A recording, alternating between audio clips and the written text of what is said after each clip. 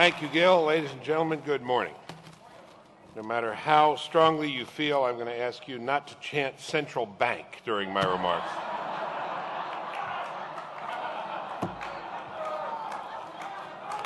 There's Andrew Jackson in the crowd. All right. You can, however, chant abolish the Department of Education if you wish.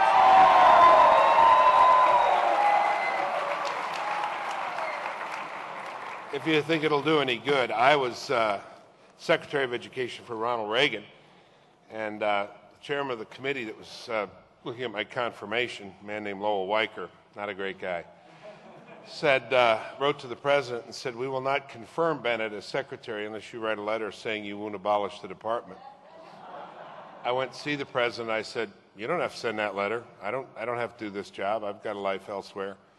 He said, "No, I don't think I can get rid of it, but maybe you can make some sense out of it." So I tried to abolish myself. I said, "I hereby abolish myself." And I remember George Will asked the same question that Ron Paul just mentioned about the abolition of the department, but he put it in a typically George Will way. He said, "Must you exist?" The answer is no. Our scores were better before the Department of Education than since its establishment. And we know the single overwhelming influence in a child's education is the parent. Not every teacher is a parent, but every parent is a teacher, the child's first teacher and the child's indispensable teacher. The second most important person in that child's education is the teacher, not the facilities, not the expenditures, not the whiz-bang, but the quality of that teacher.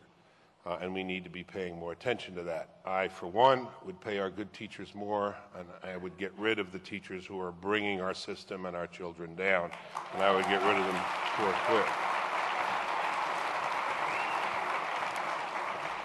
But I have a yes or no question for you, not multiple choice. Is it or is it not morning in America? Yes. No. All right, fine. The House is divided. We'll take a poll. I want to talk to you about a couple of things. I have a new book out called, I also have a cold. You may hear it, but I'm not suffering. I don't feel as bad as I sound or look. I have a new book out called The Book of Man, and I want to tell you something about it in a minute. But for now, of course, it would be an affectation not to talk about politics. We are in the book of politics. We are in the throes of politics, and we will be for some time. So a few comments about our political situation. To put it simply, more than 2 years ago, I counseled all who would listen, and counseled myself too, because I wasn't pleased with the result of the election, to give the president a chance. I did, many of us did, and he blew it. Our country bleeds. It should not, and it may not be able to take too many more blows of the sort that it has suffered. The president has advanced policies and governed in a way that is bringing America down. He must go. He must.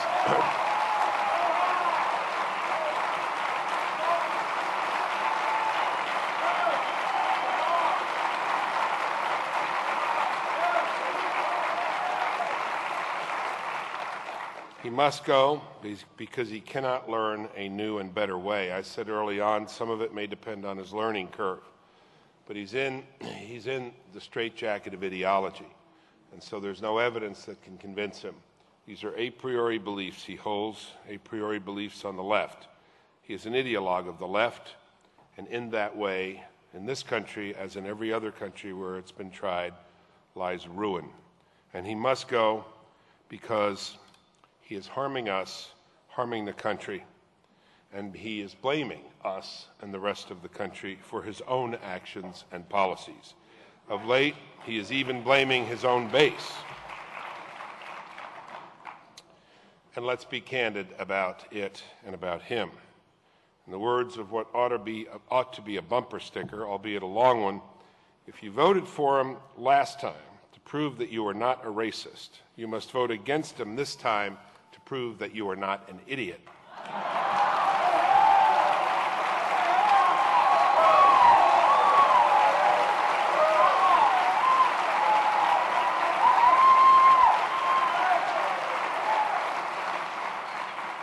And by the way, there is one very persuasive candidate among us who might argue that you could prove both at the same time.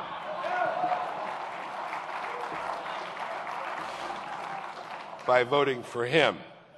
But in fact, he doesn't argue that. He leaves it alone, and God bless him for leaving it alone.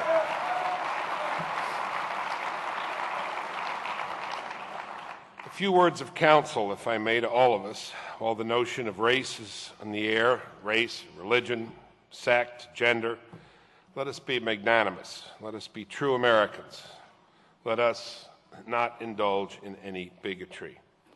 The favorite bigotry of the left, of course, very familiar to us, very familiar to you, is that bigotry against people who publicly love their God and who publicly love their country. To the left, public expressions of one's faith are so mindless and so bereft of sophistication, public expressions of patriotism are down market and low grade in their view. Well, love your God, love your country, pay them no heed, love your country and your God proudly and publicly.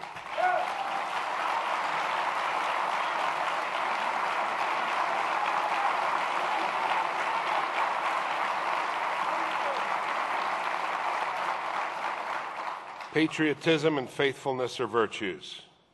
Some kind of studied ambiguity and self-professed moral and intellectual superiority are not. Embrace your faith, your flag, your children, and shine a light into the world.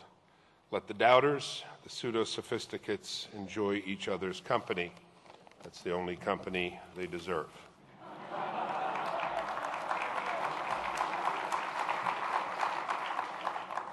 And again, emphatically, in proud proclamation of your beliefs and in a desire to win next fall and to restore this country, do not do what the left does regularly.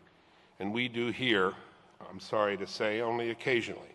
But it happens, and it happened here yesterday. I'm thinking of the words of Mr. Jeffress, Pastor Jeffress. Do not give voice to bigotry. Do not give voice to bigotry.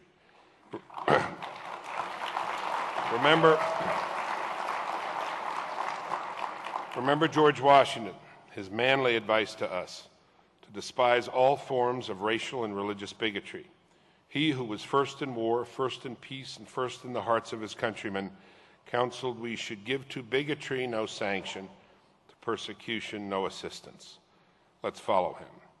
And I would say to Pastor Jeffress, you stepped on and obscured the words of Perry and Santorum and Kane and Bachman and everyone else who has spoken here.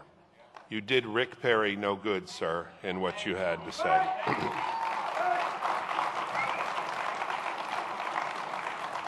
And if I may say, I hope humorously I have to announce this for the press, in terms of the debate between Mormons and evangelical Christians, I was there first. The one true holy Catholic and Apostolic and Universal Church. And I forgive you all in the name of the Father